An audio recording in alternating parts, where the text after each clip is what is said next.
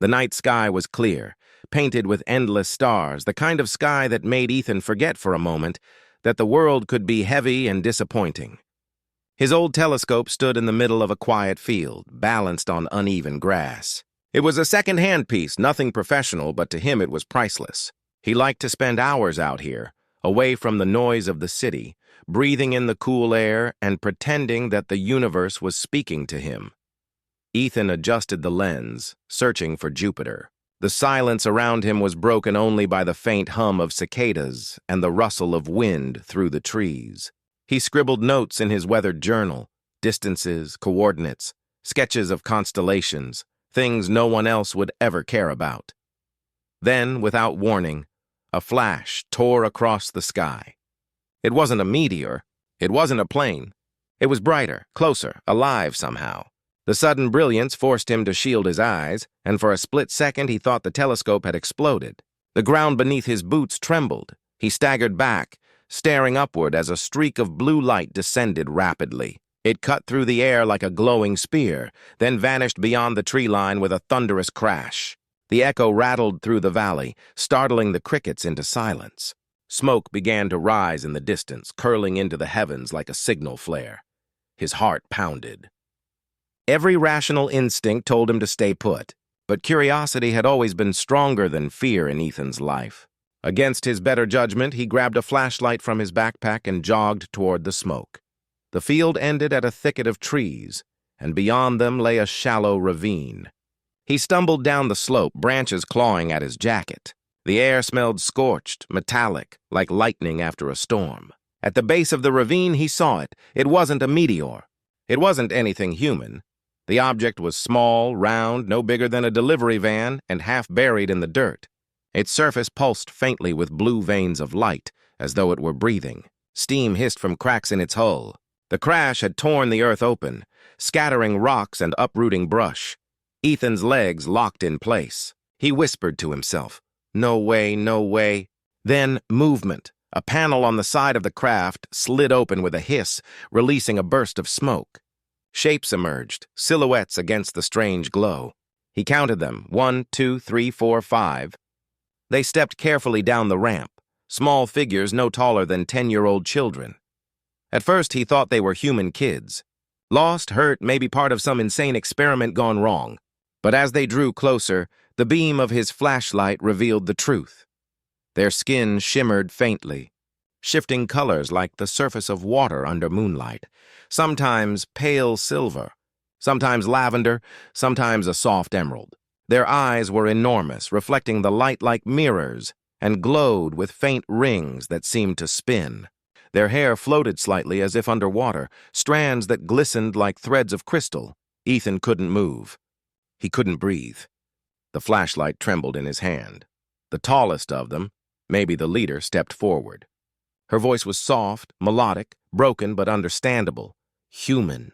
"Please, help us." Ethan blinked, certain his mind was playing tricks. "You can talk?" "You—" His voice cracked. "What are you?" The little girl's eyes shimmered with desperation. "We are lost. We need you."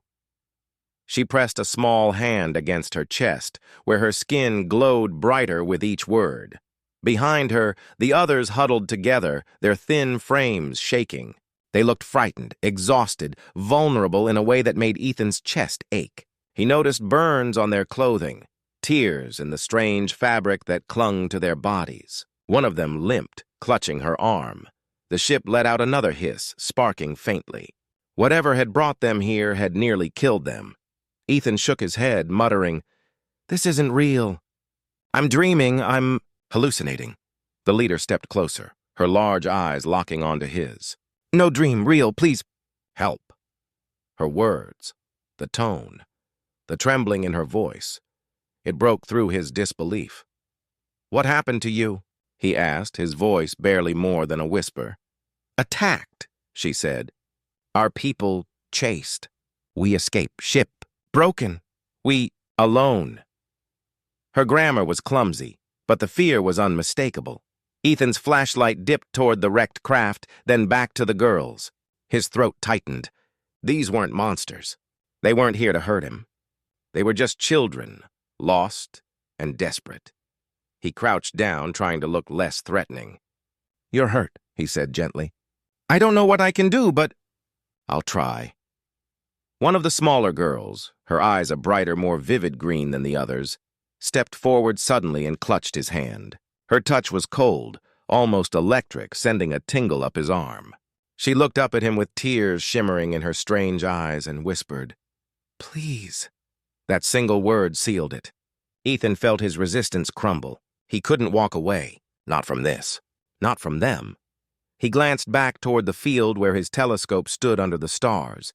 His quiet night of stargazing was over. His life as he knew it was over. "Okay," he said finally with a shaky breath. "Okay, I'll help you." The girls seemed to relax, their shoulders loosening, though the fear never left their faces. The leader nodded slowly, as if she had expected this but had been terrified he might refuse. Ethan approached the craft carefully, the girls trailing behind him. Up close, the vessel was more alien than he could have imagined. It wasn't metal, not exactly. It looked grown, like crystal or bone fused with machinery. The damage was severe, fractures running through the hull, glowing veins sputtering.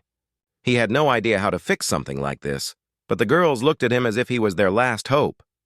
And maybe he was. He turned back to them. "I don't know if I can repair it, but maybe I can hide you. Keep you safe, at least until we figure something out." The leader shook her head. "They come. Soon. Must go." Her voice cracked on the last word, her fear plain. "Who's coming?" Her answer was simple, chilling. "Hunters." The word echoed in Ethan's mind, cold and heavy. Hunters, whoever they were after these children. He felt a surge of protective anger rise in him. He looked at the little green-eyed girl still clutching his hand, at the fear in all their faces. He knew nothing about them, nothing about the danger. But he knew one thing with absolute certainty. He couldn't let them be taken. For the first time in years, Ethan felt something ignite inside him. Purpose. "Then we'd better move fast," he said. The night that had begun with stars and silence had transformed into something he couldn't have imagined, and deep down, he knew there was no turning back. Ethan led them away from the crash site, careful to keep his flashlight beam low. He knew nothing about what might be tracking them, but instinct told him light would only make them easier to find. The girls moved silently, surprisingly graceful despite their small frames. Only the faint shimmer of their skin betrayed them, glimmers like fireflies in the dark. They climbed the slope back toward the field. Ethan paused halfway, looking over his shoulder at the smoking wreck. A pang of guilt struck him, leaving their ship there like bait, but he didn't know how else to protect them. His farmhouse wasn't far, a mile walk, maybe less. It was isolated, old, and falling apart in places, but it was hidden. That would have to be enough. When they reached the telescope, Ethan dismantled it quickly, stuffing it into its case with clumsy hands. His mind kept replaying the words the leader had spoken. "They come. Hunters." He glanced at the girls. Their wide, shimmering eyes followed his every move, trust and terror tangled together. He swallowed hard and said, "Stay close to me. Don't make a sound." The leader nodded, and the 5 of them huddled close as he led the way across the field. The tall grass whispered against their legs, hiding them in its soft movements. The night was still quiet, too quiet, like the air itself was holding its breath. Halfway to the farmhouse, Ethan heard it. A distant rumble in the sky, low but growing. He froze. The girls stopped immediately, their strange instincts sharp. The sound deepened, vibrating through the ground beneath them. He looked up, but the stars were still clear. No clouds, no planes. The leader's voice, barely a whisper, trembled with fear. "They come." Ethan's blood ran cold. He tightened his grip on the telescope case and whispered, "Run." They bolted through the grass, his boots pounding the earth, the girl's lighter steps whispering beside him. The farmhouse came into view, a dark shape against the horizon. The rumble in the sky grew louder, closer, like something tearing through the fabric of the night. By the time they reached the porch, Ethan was gasping for breath. He yanked the door open and ushered them inside. The old hinges groaned, and the wooden floor creaked under their weight. He slammed the door shut and killed the flashlight. The house fell into darkness. The girls clustered together in the living room, their faint glow casting ghostly patterns on the faded wallpaper. Ethan pulled the curtains shut, heart hammering, and then crouched beside them. "What are they?" he whispered. "Who are these hunters?" The leader pressed her hands together, her luminous eyes never leaving his. "They take. They destroy. They want us gone." Gone? Extinct. Ethan's stomach tightened. "Why?" The little green-eyed girl, still clinging to his sleeve, spoke softly.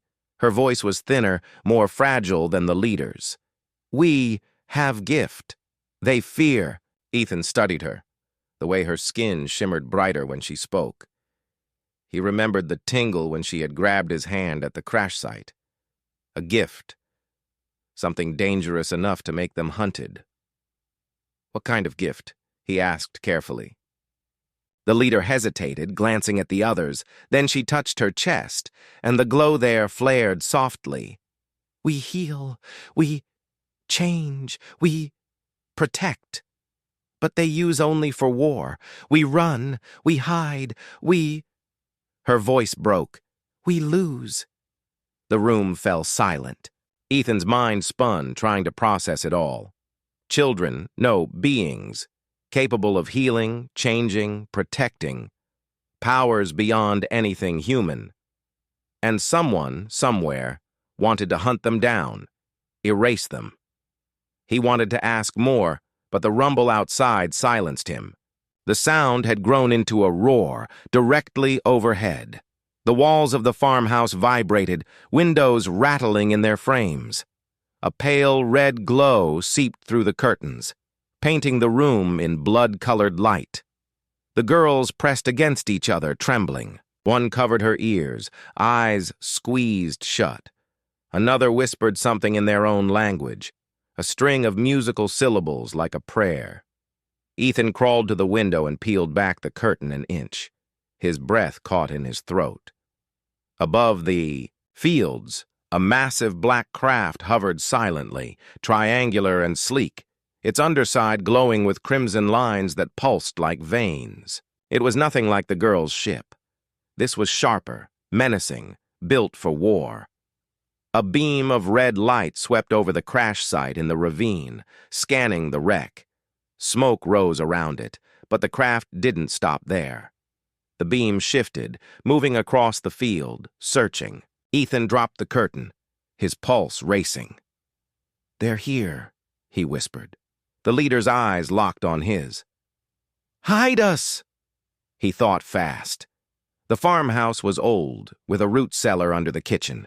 His grandfather had used it to store canned food and tools. It wasn't much, but it was underground, shielded. "Follow me," he said. He led them through the narrow hallway to the kitchen. The wooden boards creaked with every step, each sound amplified by the silence outside. He pulled open the trap door, hidden beneath the rug, revealing a ladder that descended into darkness. "Down there," he urged. The leader hesitated, studying him as if searching his soul. Then she nodded, and the girls climbed down one by one. The little green-eyed girl paused, her hand trembling as she let go of his sleeve. Her glowing eyes lingered on his face, filled with trust and fear, before she followed the others. When they were all inside, Ethan lowered the trap door gently, leaving just enough of a crack for air. He stayed above, heart pounding. The roar outside intensified. A heavy thud shook the ground, then another, like massive footsteps. The walls quivered, dust drifted from the ceiling. They had landed. Ethan crouched low, peering through another slit in the curtain. Figures emerged from the craft, tall, armored, humanoid but broader, their movements sharp and deliberate. Their armor gleamed black, under the moonlight, with jagged edges that caught the red glow. Each carried a weapon that pulsed with the same crimson veins as their ship. Hunters. They fanned out across the field, moving toward the farmhouse. Ethan's blood turned to ice. They were coming straight for him. He backed away from the window, panic rising in his chest. He had no weapons, no plan, nothing but an old farmhouse and the children hidden beneath his feet. His gaze darted around the room, desperate. He spotted his grandfather's shotgun above the fireplace. He grabbed it, checked the chamber. 2 shells. It was laughable against soldiers with weapons that looked like they could melt steel. But it was something. The floorboards shook with heavy steps outside. The porch creaked. A shadow fell across the window. Ethan's grip tightened on the shotgun. Sweat dripped down his forehead. He whispered a single promise under his breath. "I won't let them take you." The door exploded inward, splinters flying. The hunters stepped inside. The door lay in pieces on the floor, smoke curling from the jagged edges of shattered wood. Dust hung in the air like a ghostly fog, glowing faintly in the red light that spilled in from the porch. Ethan raised the shotgun, his hands trembling, his heart thundering in his chest. The first hunter stepped inside. He was huge, easily 7 feet tall, shoulders broad beneath layers of armor that hissed with some mechanical rhythm. His helmet was angular, the visor glowing like molten fire. The weapon in his hands pulsed with crimson energy, humming with lethal intent. Behind him, 2 more hunters entered, their movements precise, methodical, like predators circling prey. Ethan swallowed hard, the taste of fear bitter in his mouth. He knew he didn't stand a chance, but standing down wasn't an option. He thought of the 5 girls below his feet, huddled in the dark, counting on him. That thought steadied his shaking hands. The hunter nearest him raised his weapon. Ethan didn't wait. He fired the shotgun, the blast deafening in the small farmhouse. The recoil slammed into his shoulder. The shot struck the hunter in the chest, sparks flying. The creature staggered back a step, a growl reverberating from its helmet. The blast hadn't killed him, but it had slowed him. Ethan pumped the shotgun, chambering the second round. He fired again, aiming higher. This time the shot clipped the visor, shattering part of it. A harsh alien snarl escaped as the hunter dropped to one knee. The others reacted instantly. One swung his weapon up, the crimson lines pulsing brighter as energy built. Ethan dove behind the couch just as the shot fired, a beam of searing red slicing through the air. The wall exploded in a spray of splinters and plaster. The air stank of burning wood and ozone. Crouching low, Ethan scrambled for cover, the empty shotgun useless in his hands. He cursed under his breath, tossing it aside. His mind raced. He needed another weapon, anything. Then, from beneath the floor, a glow. The trapdoor pulsed faintly with light, as though the girls below sensed his danger. A soft hum rose through the boards, vibrating beneath his knees. The hunters noticed it too. Their helmets turned toward the glow. "No," Ethan whispered. The nearest hunter stomped forward, aiming his weapon at the trapdoor. Ethan burst from cover, tackling the soldier with all his strength. They crashed into the wall, the weapon firing harmlessly into the ceiling. Plaster rained down as the hunter shoved him back with inhuman force, sending him sprawling across the floor. Pain shot through Ethan's ribs. The hunter raised his weapon again. Then the trapdoor flew open. Light flooded the room, blinding and pure. The 5 girls emerged, their small forms radiant, their skin glowing brighter than ever before. Their eyes blazed like living stars. For a moment, the hunters hesitated, their movements faltering as if the sight unsettled them. The leader stepped forward, her voice ringing clear and strong, no longer broken. "Leave us!" The hunters snarled in unison and fired, but the beams never reached their targets. The air shimmered around the girls, a barrier forming, a dome of translucent light. The shots struck it and dissolved into harmless sparks. The energy rippled outward, shaking the walls, rattling the very ground. Ethan stared in awe. His fear melted into something else, wonder, hope. The hunters regrouped, circling, their weapons glowing hotter. One lunged forward, swinging the butt of his rifle like a club. The green-eyed girl raised her hands. A pulse of energy exploded outward, sending the hunter flying across the room. He smashed through the wall, landing in the yard with a crash of splintering wood. Ethan gaped. The girl turned to him, her luminous eyes wide with urgency. "Run!" But Ethan shook his head. "I'm not leaving you." Another hunter charged, and Ethan reacted on instinct. He grabbed a fireplace poker, swinging it with desperate force. It clanged uselessly against the soldier's armor, but the distraction gave the leader time. She thrust her glowing palms toward the hunter, and a beam of light erupted, slamming him into the ceiling. He collapsed in a heap, armor smoking. Only one remained standing, the largest, the first to enter. His visor cracked from Ethan's shotgun blast, revealing glimpses of a scarred, inhuman face beneath. He growled, a guttural sound that shook the room. His weapon glowed so bright it hurt to look at. The girls drew together, their glow intensifying as they raised their hands in unison. Energy arced between them, forming a circle of light. Ethan felt the hairs on his arms stand on end, the air buzzing with impossible power. The hunter roared and unleashed his weapon. A beam of crimson fire tore through the room, ripping furniture and walls to shreds. But the girl's circle flared, absorbing the blast. The energy swirled around them, feeding into the glow, and then they released it. The room exploded with light, a shockwave so powerful it shattered every window, blew the hunter's ship backward across the field, and hurled the last soldier out the door like a rag doll. The farmhouse shook, groaning as dust rained from the rafters. Then silence. Ethan lowered his arm, which he had raised instinctively to shield his face. The living room was a wreck. Furniture splintered, walls cracked, the doorframe blown apart. Smoke and dust filled the air, but the hunters were gone. The girls stood in the center of the room, their glow fading, their small bodies trembling from the effort. The leader swayed, and Ethan rushed forward, catching her before she fell. "Easy," he said, holding her gently. "You're okay." Her eyes fluttered open, faintly glowing still. She looked up at him and whispered, "Not safe." "More will come." Ethan's chest tightened. She was right. If these hunters were only a small group, reinforcements would follow. They had drawn attention now, and it wouldn't stop. He helped her to her feet and looked at the others. They were exhausted, but their eyes held something new. Determination. They weren't helpless children anymore. They were survivors. Warriors in their own way. But they were still just kids, and they needed him.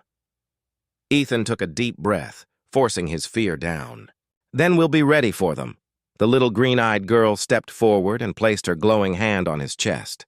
A warmth spread through him, soothing the pain in his ribs, the cuts on his arms, the bruises from where he had been thrown.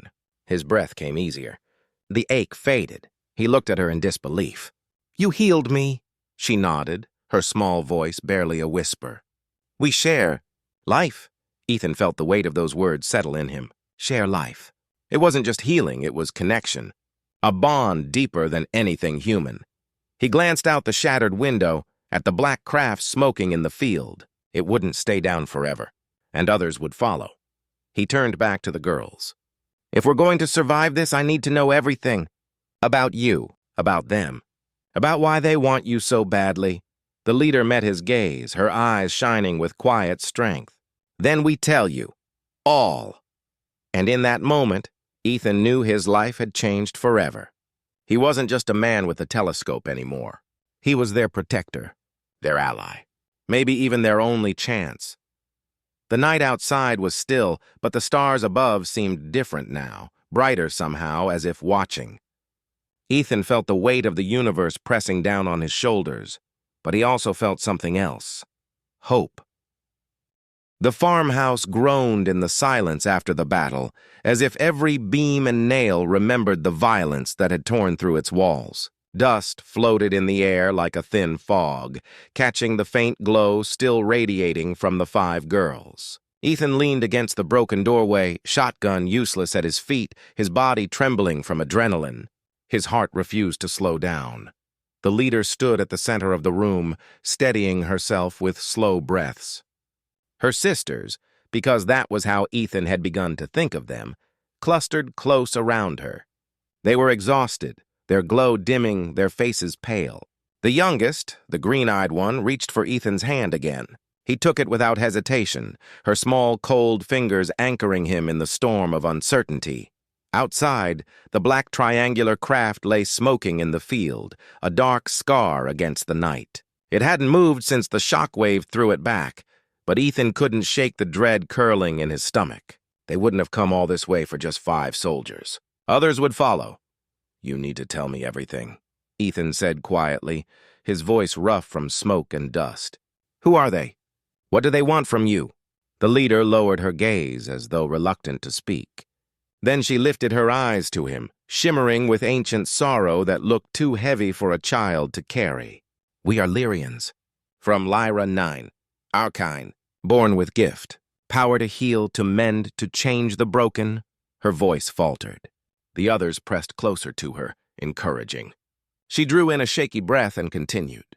"But gift, dangerous. If taken, twisted, it becomes. Weapon, hunters, serve warlords. They take children like us. Force gift into machines, into soldiers. They turn healing into death." Ethan felt his chest tighten. He pictured them strapped to machines, their gentle glow drained and weaponized, their innocence corrupted.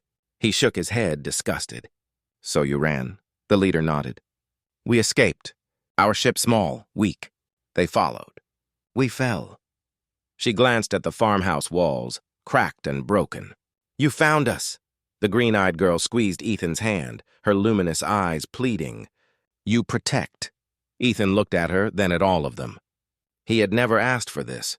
He wasn't a soldier, wasn't a hero, just an astronomer, a dreamer with a telescope and too much time alone. But when he looked into their eyes, fragile, trusting, desperate, he knew he had no choice. "I'll keep you safe," he said, his voice firm despite the fear gnawing at him. "As long as I'm breathing, they won't take you." The leader's lips curved into the faintest smile. "Then, we share more." Before Ethan could ask what she meant, the floor shuddered violently beneath them. The air filled with a low hum, rising quickly into a roar. A deep red light seeped through the shattered windows, brighter, stronger than before. Ethan's stomach dropped. He rushed to the door and looked out. Above the field, the sky burned crimson. Not one ship, dozens.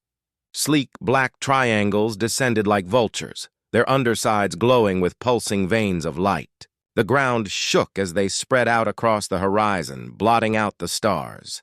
Ethan's blood ran cold. "They found you." The leader joined him at the doorway, her glow brightening in defiance. "Then we end it." The girls moved into a circle, their hands clasping, their glow spreading until it filled the ruined farmhouse with dazzling light. Ethan shielded his eyes, but the warmth that flowed from them reached him, wrapping him in something deeper than heat. Something alive. The green-eyed girl released his hand only to press her palm against his chest. Her glow surged, sinking into him, filling him with warmth so powerful it drove the air from his lungs.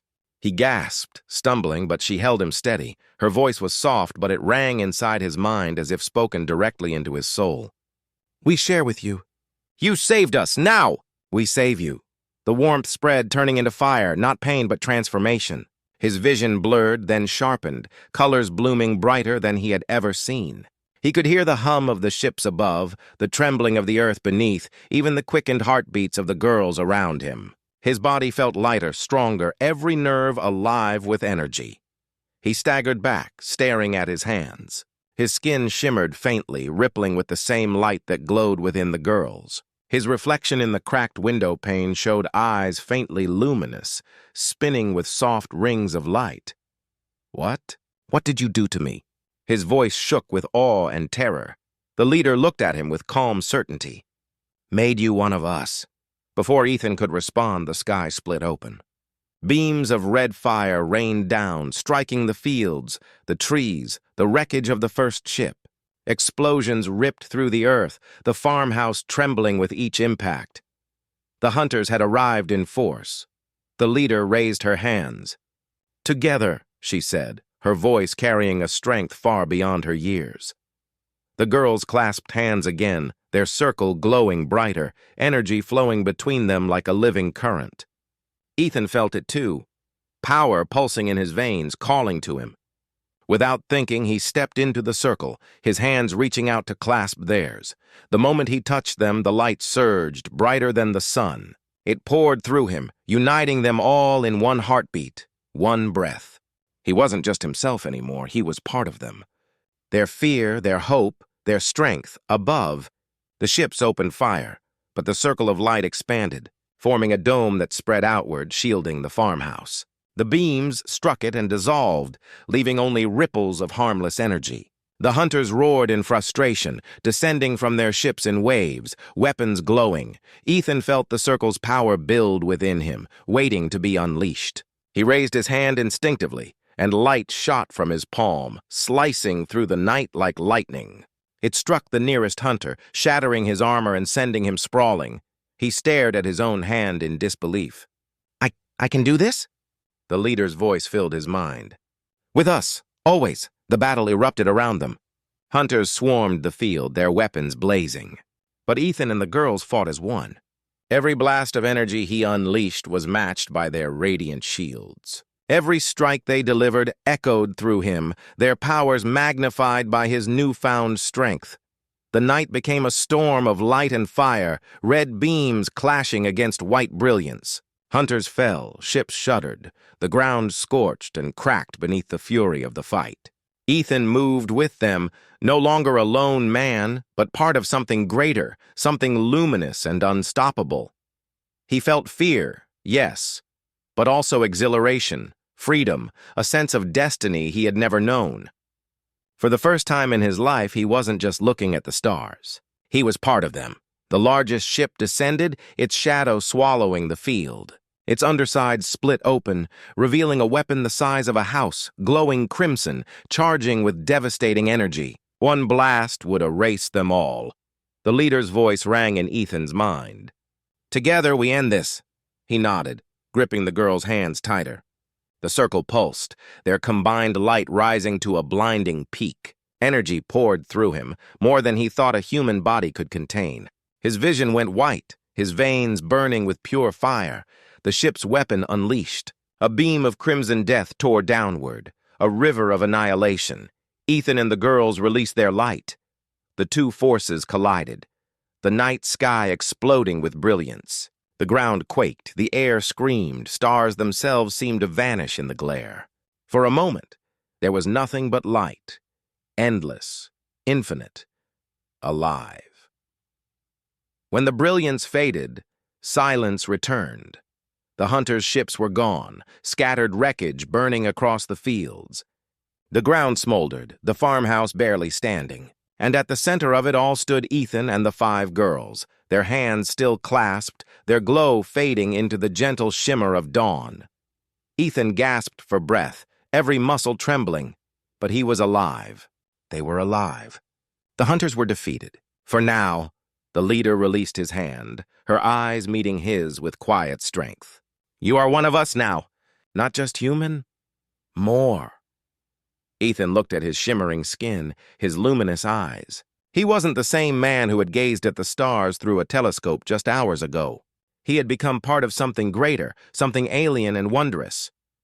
He glanced at the girls, their small frames weary but unbroken, their eyes shining with hope. He knew the war wasn't over. More hunters would come. But he also knew he would stand with them, protect them, fight beside them. The green-eyed girl tugged at his sleeve, her small voice soft but certain. "Family." Ethan smiled through his exhaustion, his heart swelling with something he hadn't felt in years. Belonging, purpose, love. He looked to the horizon, where the first light of morning touched the sky. The world was waking, but nothing would ever be the same. Not for him. Not for them. Not for humanity, because a group of little alien girls had begged a human for help, and none of them could have imagined what happened next.